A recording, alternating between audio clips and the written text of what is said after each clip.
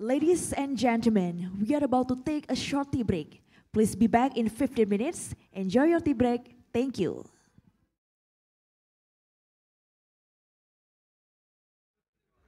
Ladies and gentlemen, we are about to take a short tea break. Please be back in 15 minutes. Enjoy your tea break. Thank you.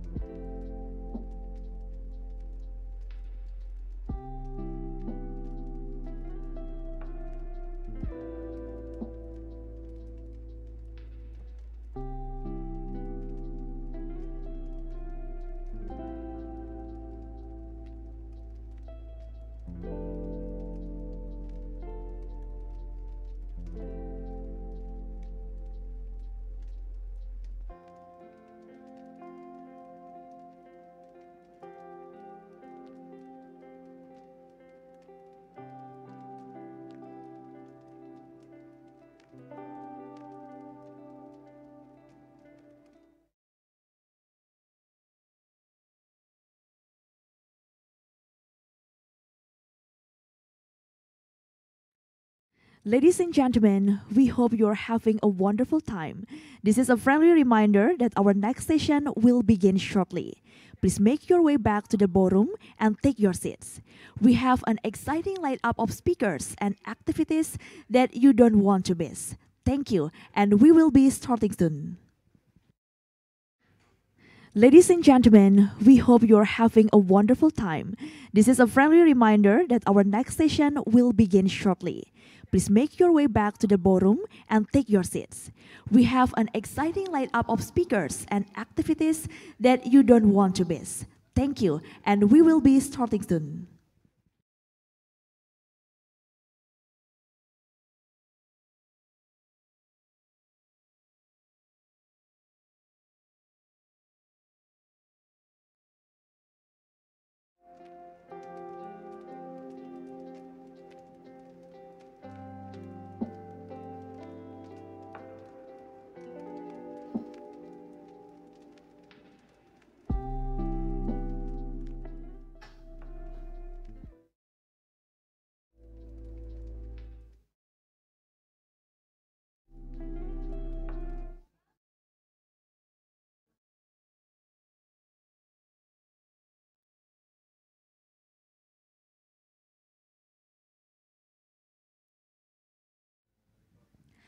Ladies and gentlemen, we are now ready to begin our next session.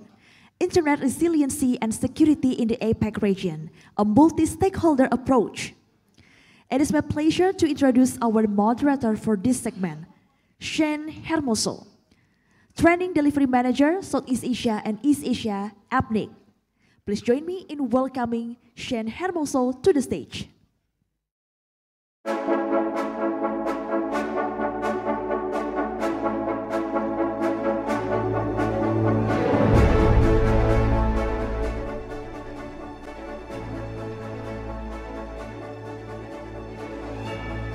Test.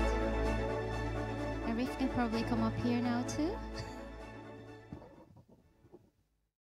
Okay.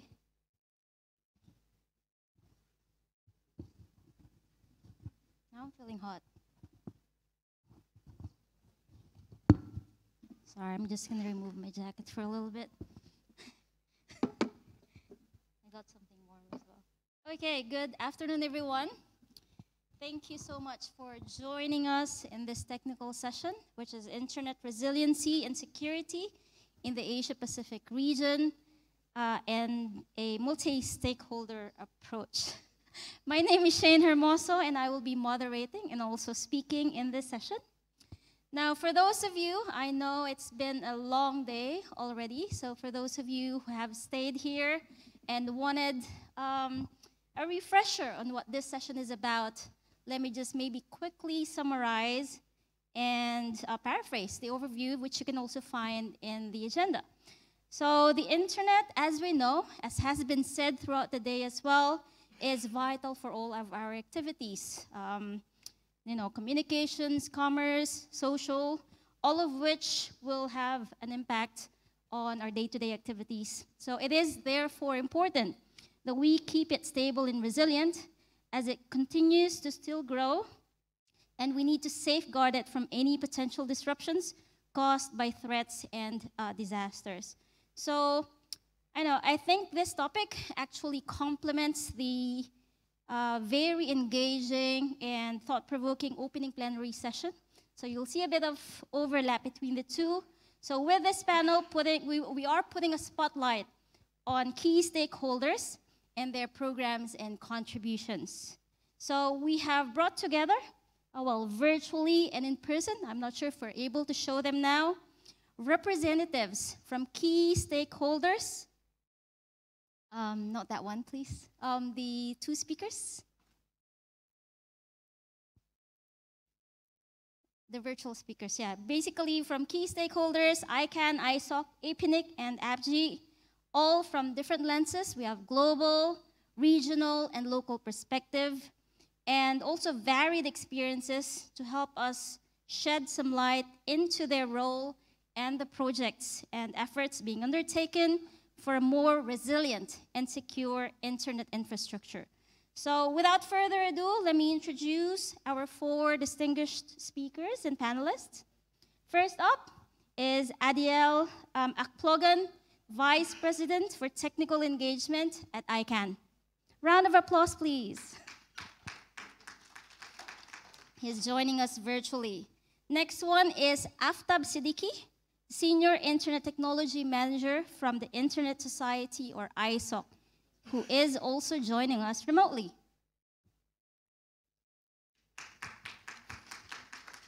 So, all right. Next, for 2 of us, you can see here in person, we have Muhammad Arif, the Chairman of the ISP Association of Indonesia, or APG. And I myself, also speaking a bit later on, I'm Shane, the Training Delivery Manager for Southeast Asia and East Asia from APNIC. All right, so we would be giving our speakers about 10 minutes. As I said, we want to highlight the activities and the efforts that they've been doing in relation to our topic, which is internet resiliency and security. So I'd like to first ask and welcome Adiel. He is here to talk about the DNS security aspects and the technical consolidation of resources. Adiel, over to you. Thank you very much. I hope you can all hear me very well. Yes, we can hear you. Apologize for not with you physically. But we'll try to get my message across and interact with all of you. Yeah, I will try to take up these topics from ICANN perspective and set a little bit the overall context of the DNS resiliency specifically.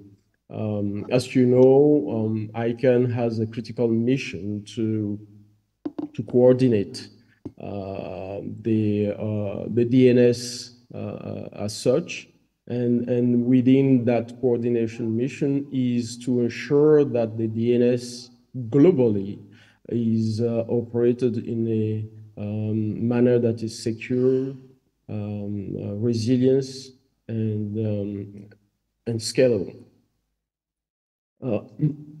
ICANN does that mainly through different avenues. One which is prominent that many of you know is through a policy development process that brings the community together to make sure that the way those unique naming identifiers are managed and distributed are done in a manner that is secure, that is participative, for the global goods of everyone. The second aspect of what ICANN does, of course, is managing and having an important role in managing the root zone, which is the top of the DNS tree. That again, with in mind the security, resiliency, and stability of the internet. And it does that through the IANA function that you all know about. and that is in a nutshell what ICANN does. But the DNS itself is a very distributed infrastructure. It's an infrastructure that was designed to be distributed. And not only it is distributed, it also have different components that allow us as end user to take advantage of the DNS. We have all in our computer, in our device, stop, resolver, that start the process of DNS resolution. We have the stop that talk to resolver, operated mostly by internet service provider. And those resolver will run their own cache, and the cache will talk to the different registry that run authoritative server or all authoritative server operator in general. So as you can see, not only the DNS is distributed across the world with different nodes, different challenges, there is also the participation of a very wide variety of stakeholders, starting from us as end user. So when we talk about the DNS security, stability, and resiliency, we need to look at those different components, each individually, and put them in the global context whereby we know that this is distributed, and the challenge of securing such a distributed infrastructure to be taken into consideration. In the IT environment, generally, when we're talking about security, we will focus on the three components, which are confidentiality, integrity, and availability of system. And that's not different for the DNS either. The way we approach the global security of the DNS infrastructure also go through those lenses. Confidentiality, meaning making sure that people using the DNS, as I mentioned, we all are user of the DNS. We use the DNS to access information, and there are a lot of information that are also carried through the DNS resolution process. Those information need to stay confidential to protect privacy, protect information. The DNS as a global infrastructure need to portray a certain level of integrity, meaning that information that we are looking for, we are sure that that is the information we are receiving, and that is the information that the different components are also requesting they are receiving it. And the last is the availability, making sure that no matter what, the idea and the philosophy behind the internet, which is the availability, is also seen within the way the DNS work. If one node goes down, we should be able to continue resolving them globally. And those different elements of security, the CIA, as we call it, are translated into different operation practice, different standards as well, that we help and support to disseminate globally. In terms of confidentiality, there are different ways of ensuring that, but recently we know that in terms of DNS protocol, there has been the encryption that has been added as a layer of increasing the privacy of exchange between stub resolver and resolver, recursive resolver, to protect and encrypt the exchange of information that happened at that level. Work on the way to also add that layer between resolver and authoritative server, so that nothing gets leaked. But right now, between resolver and operator, there are other measures that can be taken, like QNAME minimization, that prevent some inadvertent leakage of sensitive meta information there. In terms of integrity, DNSSEC come in mind to ensure that information that are delivered through the DNS recursion process is reliable, has not been tampered with. Again, it's important to make the distinction between the DNSSEC that allow a certain level of integrity and authentication with the privacy or confidentiality part. The DNSSEC does not add confidentiality to the DNS, but more authentication and integrity to the exchange of information between the component. And last, the availability, which is done through various other setup and protocol. And, you know, more and more DNS infrastructure today rely on Anycast, for instance.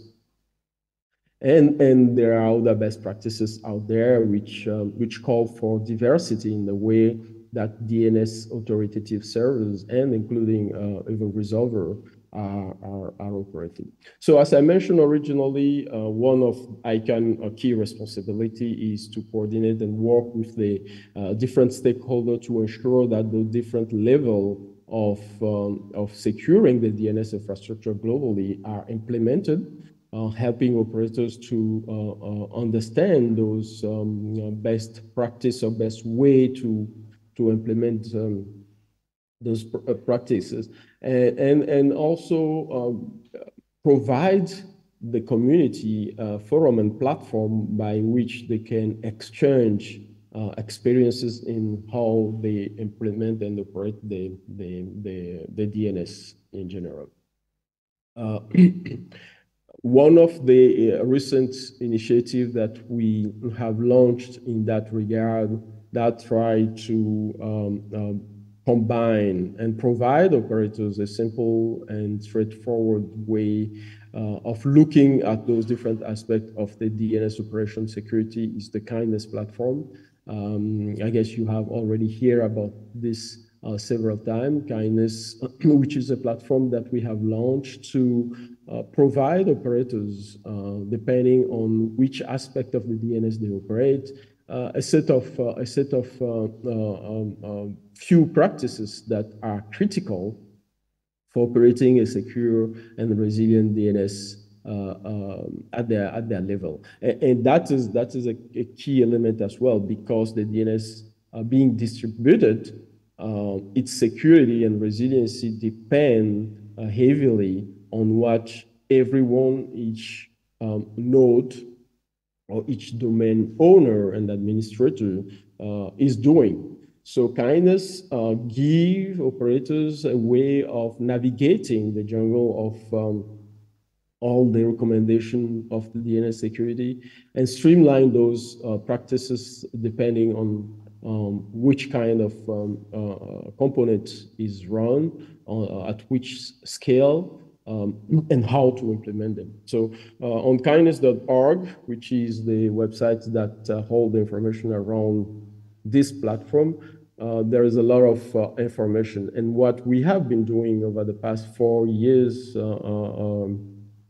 which we have plugged into the Kindness, is to use our capacity building program, that is a global program, and bundle it into Kindness practice, making sure that when we do capacity building now globally, we build the content of our capacity building activity around the Kindness platform to make sure that our capacity building activities become more efficient, so that the operator at the end could very easily assess their DNS operation practice against the Kindness platform and know exactly what they need to do or where they need to pay attention to during our capacity building. So that allowed me to go to the last part of what ICANN does, which is capacity building and outreach around those best practices or practices of running a secure operation. We have a global team that's scattered around the globe in different regions that work very closely with the operators to help them understand all the different aspects of their DNS operation, but not only that, help them through operationalizing some of those best practices. And we work not only with operators, ISPs, but also with CCTLD globally. The last part of the question, which is consolidation of resources, I think we're going to be able to exchange more on that, but this is indeed a challenge, but also an opportunity for us as a community in general. One aspect, which is the flip side of the coin, is that with consolidation or centralization, we depopulate the edge of the distributed operation of the DNS, where competencies tend as well to be centered at the core of those big operators. And that is one of the reasons why at ICANN we put a lot of emphasis on the capacity building to make sure that we continue to populate the edge. And even if consolidation is happening, those who are using those consolidated resources understand and the impact of the operation and the impact of the decision they make or they allow their operators to make on the overall security and stability of the internet in general. I will stop there and leave the floor to my other colleague on the panel, but so that we can have time to exchange and discuss further on this thing. Thank you.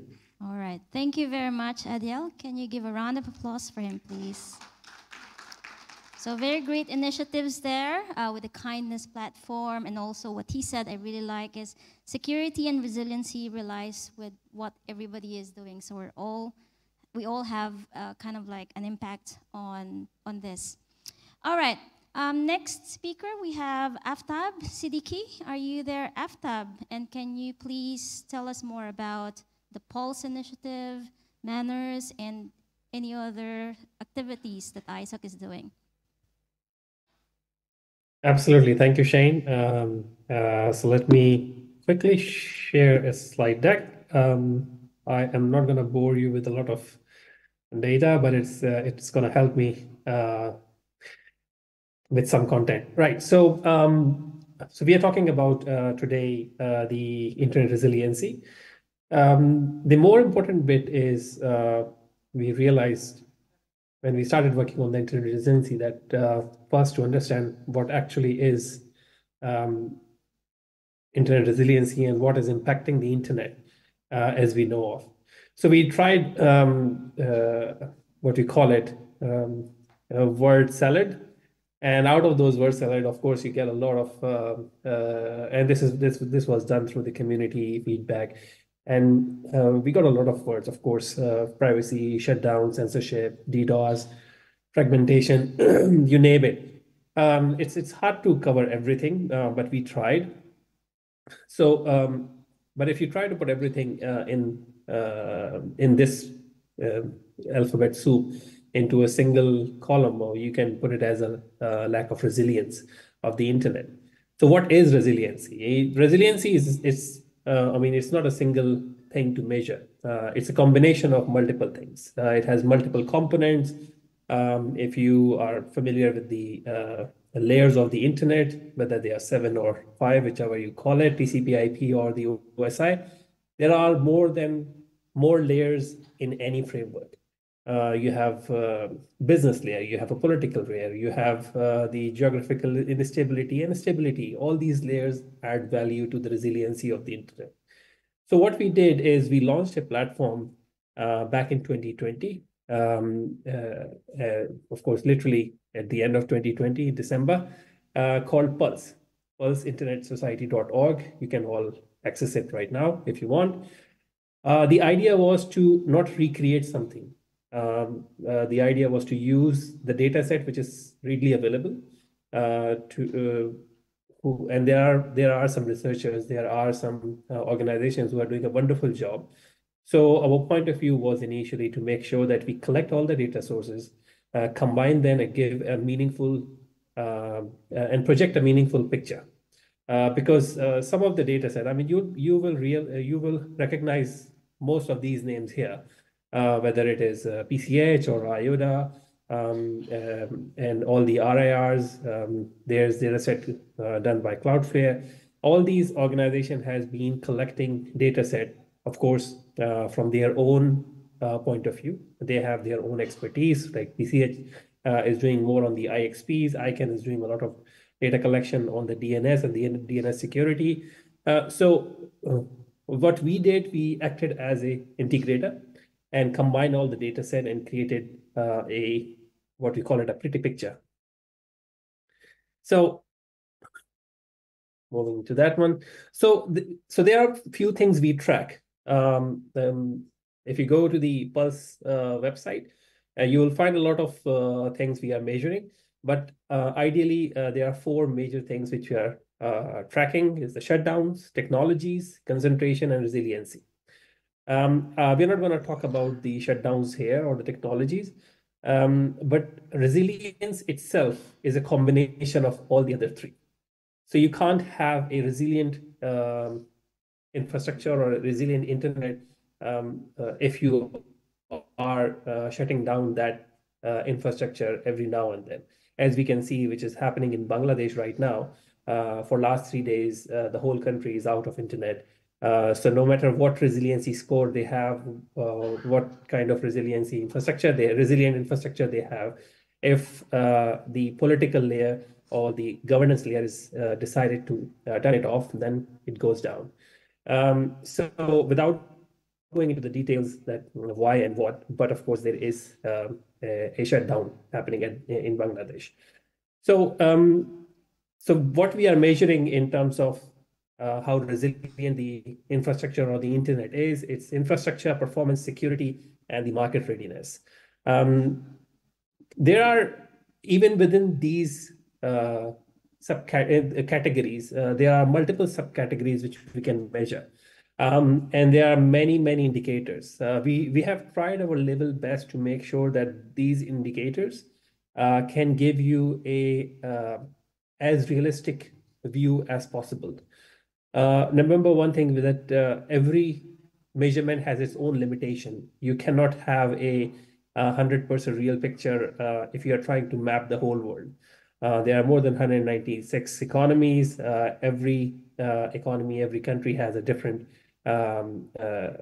way of working, and there are different indicators, but we have to find a baseline.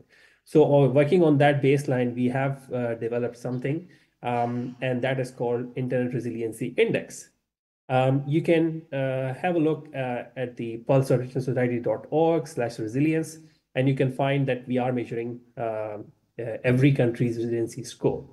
So let's go into quickly into what are these scores. For example, if you look at the overall scores of the world by region, we see, of course, Europe is doing much better than Asia. Asia and Americas not far away, and so is Oceania and Africa. Africa, of course, they have their own challenges. That's why they are a little bit behind. But let's move into Asia. In Asia, we have, of course, multiple sub-regions: Southeast Asia, East Asia, Western Asia, South Asia, and the Central Asia.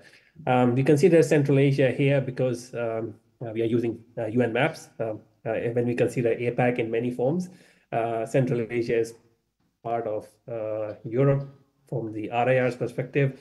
It is also part of the Europe, but with the UN maps, it is considered part of the Asia Pacific. So let's look at the Southeast Asia. These 49% as compared to Eastern Asia, 49% as well. So of course, we know most of the most developed and developing countries are in this part of the region. So of course, South Asia has the largest, well, it has big population, but of course, some economies which are still catching up in the technology field. So if you look at the Southeast Asia, you have Singapore, Vietnam, Brunei, Malaysia, Thailand, Indonesia is there in the top six. Of course, Singapore being a small, geographically small nation, it's of course their scores are pretty high. But if you put other countries in the same bucket, of course, Indonesia, Thailand, Malaysia, and Vietnam are doing relatively good in the region. So what actually we are measuring? So I have taken some screenshots from the Indonesian report. By the way, as I said, you can all go and have a look at this as I am presenting this. So first thing is the openness of the internet, right? So internet usage is of course 60%, 66% in the country. Internet resiliency score is 48%. Internet freedom, it's not it's more of a political measure, comes from the Freedom House. But of course, in the transit provider diversity, this is where Indonesia is not doing very well because most of the upstream providers are consolidated. So from there are many operators in the country, but most of them are using very few limited big large operators to exit the country and use the internet. Retail ISP, as I said, is very good. There are many small operators in the country. IXP operations are good. IXP market is very open. Many IXPs are operating in the country without any problems. The thing is, when we talk about resiliency, all these numbers gives you a picture which you can see and say, okay, fine, we are doing relatively good, but it's if the number is not very good, if the number is low, for example, if the transit provider diversity is not good, then you may end up like Canada or Australia, where one of the large operators went down, taking half of the population of the country. For example, when Optus last year went down, almost 10 million population, after 25 million population of Australia was without internet access. And that is one of the bigger issue in Australia, that we don't have a nice or resilient transit provider diversity. Not many big operators who are connected to the global internet. We rely on 3 or 4 big network operators who are providing services. So the question we always ask that who is next? If you don't have the resiliency in the transit provider, you could be next. So what else we are measuring? So the internet has to be global. Of course, there are some global parameters, some things which nobody can change. For example, the number of IPv4 addresses, you cannot change. But what you can change is IPv6 adoption. That can change drastically. I mean, Shane is sitting on the stage. She's one of the proponent of IPv6, and she has been doing IPv6 trainings for quite some time. So if you would like to understand how you can increase the IPv6 adoption, I think she would be the best person to talk to right after the session. As I mentioned, IXPs are doing really, really good in Indonesia. There are 54 IXPs or POPs in the country as compared to the average 6 in the region. Addressing space, nothing much you can do. A country with a population of 200 million, 19 million IPs are not gonna do much. But of course, IPv6 is there, so you can take leverage. Peering infrastructure and peering networks are good as well in terms of the local connectivity. The one thing which I really would like to highlight is the local content. Local content, we say that when somebody is trying to access a website, that website is actually available within the country. So we measure top 1,000 websites as per Google Crux and the Trango website list. And we have measured that more than 76% websites are actually hosted within Indonesia or within the region. So that helps make the internet more resilient. And if you would like to understand how other countries are doing in the region, Indonesia is doing way, way better than many in the region, which is quite unique in that sense. As I mentioned, every measurement has its own limitations. We are pulling data from multiple resources. Some resources are, of course, they have their own method of calculating things. So sometimes it becomes harder to give you a definite answer that why this number is like this, but we try to make it as transparent as possible. So if you have any question related to any number which we are presenting, or if you'd like to understand how this score can increase, of course, nobody wants to decrease that score. But if you want to understand how to increase something, for example, how do I increase the resiliency index in security? We can help you with that. Adiel highlighted a few points on the DNS security side. This is exactly what we are measuring from kindness. So we actually get the data from the kindness platform and publish it here as well. So that's I would like to share with you. Please check the website and tell us what you think about it. Awesome. Thank you so much, Aftab. Round of applause for him, please. So your report for the Internet Resiliency Index actually caught the attention of the audience. Looks like they're very interested. There is some work or improvement potentially for this. So hopefully you guys check out the website for yourself and have a look. Okay, the next speaker is actually myself. I will be talking about, well, mainly regional internet-related concerns focusing on RPKI and IPv6. Do we have a clicker? No clicker. All right, can you show my presentation, please? All right, cool. Next slide.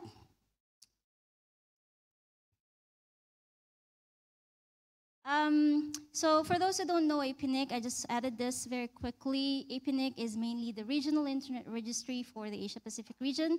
That's our main, basically, work. However, if you look at the mission of APNIC, it actually spans more than that. The first part is providing essential services as an RIR, which is related to the internet resources, IPv4, IPv6, and AS numbers.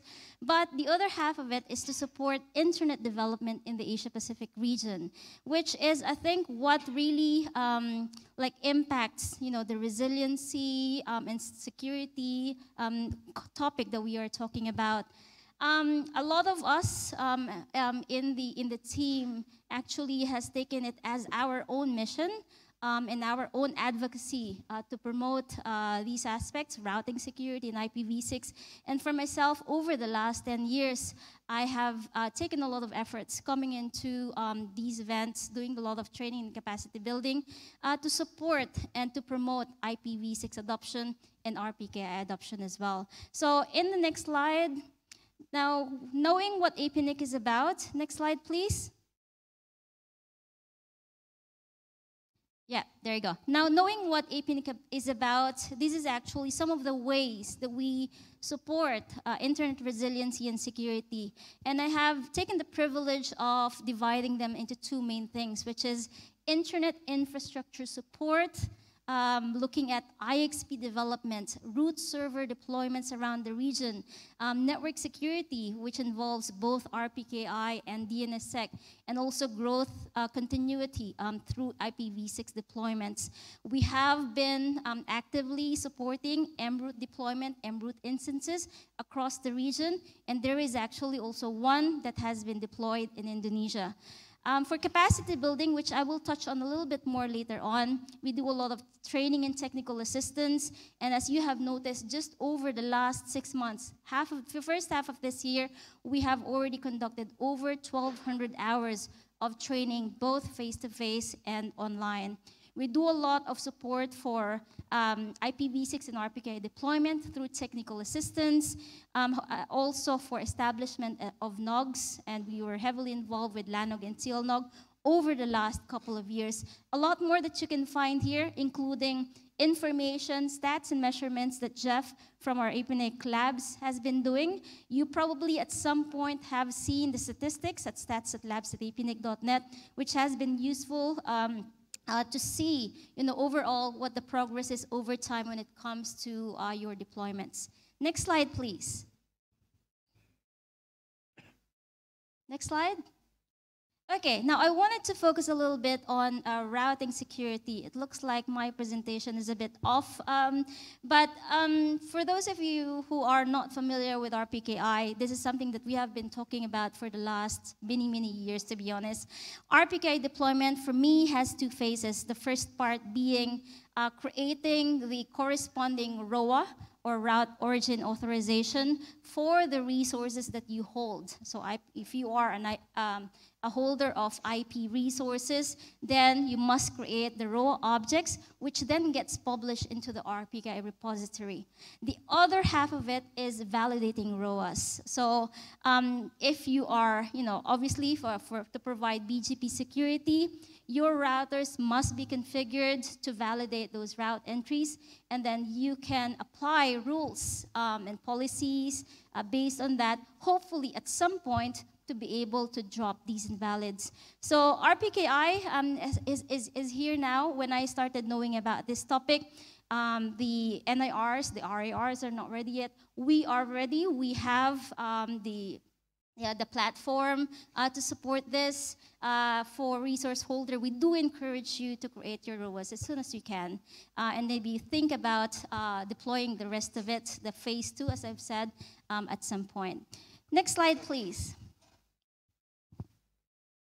Okay, how does RPKI support internet security? Well, mainly two things. One is preventing route hijacking. Whether it's intentional or not, there is a chance that routes can be advertised by those that are not actually the holder of those IP resources. So through RPKI, we can filter out these hijacked routes and ensure that traffic actually reaches its intended destination. And overall with that, it helps improve trust and stability. We do avoid those outages that we have seen over the news. We kind of like have a more predictable routing environment. The disruptions are minimized, and we ensure that there is reliable information flow for all of our data. Next slide, please. Okay, here are some statistics. The link is somewhere down below from our APNIC labs. And as you can see here, we have gone a long way when it comes to ROA adoption. It is a lot more green when you look at this map. However, we wanted to focus now on the second phase, which is ROV. APNIC does support a lot of these RPKI and ROA creation for members. Actually, we've reached over 90% ROA coverage for these three economies with our support. But efforts must be done some more overall to improve ROV filtering. I hope that in the next 2, 3, 5 years, we will see this map again, and it will be more green. Next slide, please. This is the part where I wanted your help on. So this is the ROA signed for Indonesia. You are at about, I think, 60% for the total IPv4 and IPv6. However, ROV filtering is really still close to nothing. Now, we don't have much time to really cover what, how to do that, how to implement it, but I'm happy to talk to you throughout the week, if you have any questions. Next slide. The next part is on IPv6. IPv6 is the future. Actually, no, scratch that. IPv6 is here now. And if you're not running on IPv6, you should be. IPv6 allows the internet to grow where it will not happen if we are only, staying and using IPv4. We have run out of IP addresses. We should be looking at implementing IPv6. As you can see there in blue, wider IPv6 adoption actually contributes to a more robust and dependable internet infrastructure. Next slide. Here are the IPv6 measurements. Worldwide, we are at 38%, which is already good. I think we have really ramped up the adoption over the last 10 years. For Indonesia, we would like to see that improve a lot more. We are currently at 14%. I know that there are efforts to do this. Collectively, again, let's try to make it happen.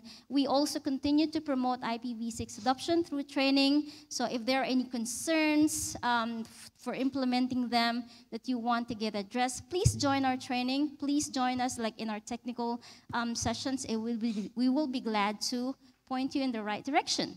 Next slide, please. Lastly, just the last couple of slides for me. The second half is really about people. What I've talked about so far is more technology, but these are implemented by people. And what you can see here is an effort that been done out of the many that we have done over the years. Can I see the slides here? Yep, and that is capacity building. So capacity building and training, they are fundamental pillars for building a more resilient internet. It's up to us. We are the ones implementing them. We are the ones protecting them. So we would love to see more of this. I think it has been mentioned throughout the day as well that human capacity, human resources are a vital part of this. So we want to be able to enhance the technical expertise of network engineers. I've been to Indonesia far too many times delivering trainings the last 10 years. I'm very glad to see that actually IDNOG, APG, IDNIC, they're doing a lot more local training themselves, so the capacity is there, and we can see it. Throughout the Asia Pacific, we're also empowering more like that, empowering local community trainers that is then also able to deliver these trainings, deliver the knowledge to others. The photo that you can see there is from our Train the Trainer session yesterday, with some of you folks also here. Next slide, which is my last one, just continuing on that, is more community building, right? Training is one thing, but we want the community to come together. One way to do that is through network operators groups, or NOGs. We bring together these engineers, which would otherwise just get stuck in their own world, in their own computers, to discuss matters that are important. Communication, peering, they're all important. Technical advocacies, they're all important. You can see in the picture here are two NOGs that we have helped and supported to really, lift off. The first one on top is from Lanog. So last 2 years, last year, they have done their first event. And this year, we will have the first event for Timor-Leste NOG. And that is the planning session that you see there. As a very quick shout out, because we also have Sylvia in this room, APNIC Foundation obviously also continues to support internet development, and that's through a lot of activities, including ESIF funding and projects like Switch, which supports women in the industry. So that's my presentation. Thank you very much. All right, back to my moderator hat on. I'll pass the next speaker. Next speaker, obviously, is Arif. Last one, saved the best for last. Let us know about activities by IDNIC. Okay, thank you, Shan. Good afternoon, everyone. Ladies and gentlemen, maybe can you show my presentation? Okay. So, welcome to my presentation on the critical role of 5G in the shaping the internet infrastructure in Indonesia. Okay, next slide.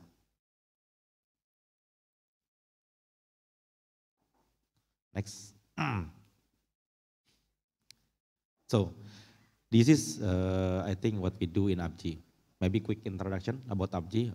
For some of you, just meet me in this event. So we already here in Indonesia actually since '96. So we already here like 28 years in Indonesia. Back in that day, our member only around 12 ISP. Some of them, I think, also in this room. Then right now, I think this is like our unique ISP industry in Indonesia. We have 1,098 ISP in Indonesia. These all have license from the government, actually the Ministry of ICT of Indonesia. This number also growing up not every month, but like every day. Maybe if I will talk to you tomorrow, the number will be like 1,100. So I think this like unique industry in Indonesia. All the 1,100 ISP spread to all over Indonesia. Actually, we already have like 15 branches in Indonesia, but most of them actually located in Java Island. Maybe if you know the Java Island, there's like five provinces in there, but the number of ISP, I think more than 600 ISP on the Java Island. It's like very huge numbers in one country have so many ISP. So we also NIR in Indonesia.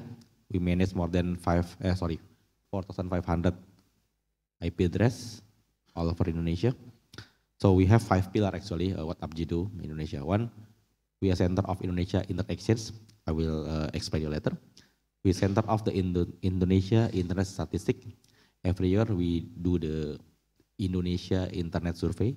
So we give them for free for the community, for the government, for anyone. Actually, you can download also in 2024. We release in last January. So we also Center of Indonesia Internet Resource Management, Center of Indonesia Internet Industry and Policy Recommendation, and last one, the Center of Indonesia Internet Security, of course. Next slide. So our mission is like encourage and develop the internet in Indonesia, manage Indonesia internet resource for the Indonesian community. Like maybe Sean already mentioned before, we also have many organization under APJI like IDNOC, like IDNOC also. We have even at 25 July actually in Jakarta. We enhance human resource in internet technology. We do a lot of training actually in Indonesia every month, every city in Indonesia. Usually we do the training maybe more than 30 in a year. Yeah. Involve I think more than 1,000 people, yeah, all in 1 year to reach all the internet community in Indonesia. And we also assist members in developing the internet industry because all the mostly, if you see the number of the member 1,100, back in the 3 years ago, maybe the member only 550. So in the past 3 years, it's like twice. So mostly the 500 is the new member. So that's why we must developing all the member in this community. And also we actively participate in cybersecurity forum and industry in Indonesia. So in this slide, maybe I will revise a little bit about the from the ISOC because we do the survey actually in Indonesia every year, so we have the exact correct data what the internet penetration user in Indonesia. So our latest data, the internet penetration is 79.5%. It's around 221 million people in Indonesia. So if you see the graphic of there, the last 5 years, yeah, from 2018 to 2014. Actually, you can download the data. You just type in the Google APJI survey and mention the year. You can download for free, actually. So also we survey based on the area, based on the island of Indonesia, because we have so many islands. But we start from the big island in Indonesia. If from Sumatra, the contribution of penetration is around 20%. In Java, like I said before, 57%. There is like more than 600 ISP in here. And the Borneo Island or Kalimantan is around 6%. Bali right now and Nusa Tenggara is around 5%. And also Sulawesi 6%. And Maluku and Papua around 3.79%. And if you compare rural and the urban area in Indonesia, the contribution is from rural. From rural, the contribution is 30%, and from urban area, the city, the internet contribution 69%. Okay, next. I think there's several challenges to internet connectivity infrastructure in development in Indonesia. One, of course, you know, Indonesia is a very big country and the geographic is many islands. So first is, of course, technical and logistic is a challenge. High cost maintenance challenge and the specialized technical knowledge are the key issue. Inconsistent electric access, infrastructure development, and as the logistical challenge is also the issue to spread the connectivity in Indonesia. Second is geographical diversity. Indonesia infrastructure development is hindered by diverse geography and frequent natural disaster affecting connectivity through the archipelago. The third is limited fiber optic network coverage. Sometimes in the big city, I think the fiber optic is also good, but in the rural area, mostly still using wireless or the 5G connectivity. Four, service price affordably. Because we have so many ISP, like I said before, more than 1,000 ISP, so the price is very key of the sales actually from the ISP. So we do the survey. So Indonesia market mostly for the broadband connectivity price between 100,000 rupiah until 300,000 rupiah. Sorry, can I see the slide? I will do it with it. Okay, so the first price is around 100,000 until 300 for the basic broadband connectivity here. The five is regulatory and policy support. Okay, next slide. Okay, maybe I will quick for this. We also tadi in the first slide I mentioned in the Indonesia Internet Exchange. We also depend on beside the NIR. We also manage the Indonesia Internet Exchange or the IX we call it. I think this is like the biggest internet exchange traffic in Indonesia. So 3 years ago, around maybe September 2001, when I became the APG chairman, the traffic is only 1.3 actually terabyte. But today, you can check on Peering DB also, the traffic is like 12.3 terabyte during 3 years. I think this quite high, yeah. The traffic right now. I think one of the biggest traffic, the biggest in Indonesia Internet Exchange. Okay, next. I think next. Okay. Already finished? Okay, thank you. Thank you so much, Arif. Round of applause, please. All right, we are actually running out of time, but I'd like to just maybe throw in one quick question to each of our panelists. Please answer in 30 seconds or less if you can. So maybe kind of like just to wrap it up a little bit, we all now have understood the different initiatives being done individually, maybe with some partnerships, but are there any opportunities to collaborate some more? Maybe, is there anything missing that we can collaborate further between the four speakers for organizations, or in general with others in the technical community? Who would like to answer that first? Aftab, because I can see you on my screen. Yeah, thank you for that. I mean, one thing I would like to highlight, which Brother Arif mentioned as well, is the integrity of the data is the most important bit for us for any measurement platform. And yes, we rely on some sources of data which is not very up to date. I wouldn't call it inaccurate, but not up to date. So yes, we do have this challenge, and we'd like to work with anyone, whether it's APG or anyone else in the audience who would like to contribute to some data points. We are working with NICSI in India because countries like Indonesia and India, they have their own challenges, big population, very dispersed population, big geography. So we need to understand how things are working in the country. So we would really like your help to make our data set much better. We do have a team who synthesize all the data points and would love to hear from you. Because unless we have a good measurement platform, it will be really hard to fix things in the infrastructure, whether it is resiliency or security or even just the development in the future. So that's my whole point.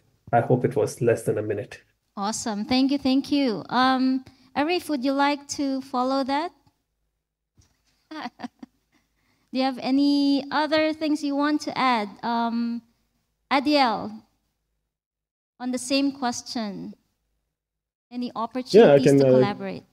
Quickly follow up from what Aftab just mentioned. I think in terms of collaboration, we all want to continue to improve and work closely with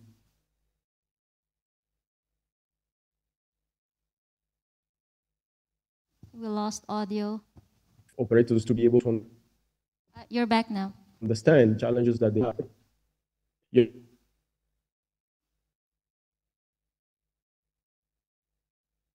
Yes, is key, but also collaboration among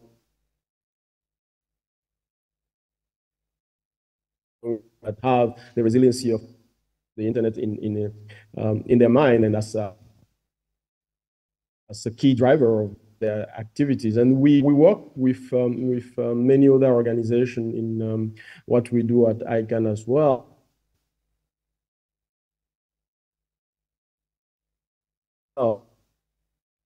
Doing ISOC as well with Pulse to be able to bring in some of them closer to what we're doing at Kindness and with Right. And certainly is key. There are a lot of opportunity for doing more, sharing more data, analyzing more of those cross information to provide the community. Because at the end of the day, those measures that we have in hand in terms of resiliency, and more they have that understanding, easier it will be for us to convince them to do the right thing. So exchanging data and working together on not only measurement, but also capacity building and have a bigger impact is key. Thank you, Adiel. Sorry, I think we only managed to get half of your response because of a technical issue here on the site, but hopefully the few folks online managed to hear it. Lastly, Arif, do you have any final word, or are you okay? Maybe quick final word for me. I think of course the collaboration is the key right now, because in my opinion, the knowledge is the important thing for the internet resiliency. Like I said before, in Indonesia, 50% ISP is renew. So of course, for the internet resiliency, we need to upgrade the knowledge of the community, especially for the ISP member in Indonesia. So I think this is very important. So that's not for us. Maybe we can collaborate with other institution, anything actually for upgrade all the knowledge actually for Indonesia internet community. That's it. Thank you. Awesome. Thank you so much. And thanks to all our speakers. Last round of applause. And thank you to everybody for staying here and joining us. There is more discussions to do. There's more collaboration to do. So let's keep the conversations going. Thank you. Ladies and gentlemen, we hope you're having a wonderful time. This is a friendly reminder that our next session will begin shortly. Please make your way back to the ballroom. Before we conclude the session, we would like to request moderator and speakers, please remain on stage to take a group photo. Thank you.